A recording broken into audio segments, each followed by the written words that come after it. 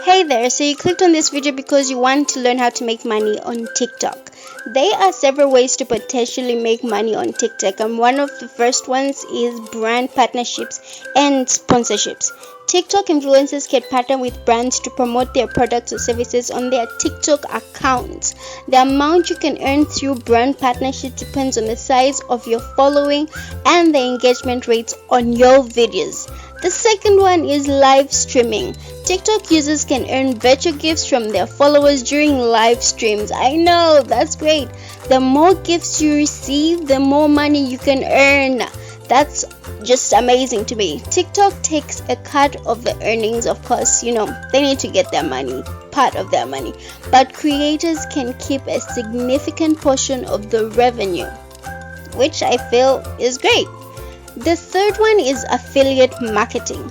TikTok creators can promote affiliate products or services and earn a commission for every sale made through their unique affiliate link. This requires building an engaged following that trusts your recommendations. The fourth one is selling merchandise. So if you have a sizable following on TikTok, you can create and sell your own branded merchandise to your fans. This can include clothing, phone cases, stickers, or any other product that your audience may be interested in. The last one but not least is crowdfunding.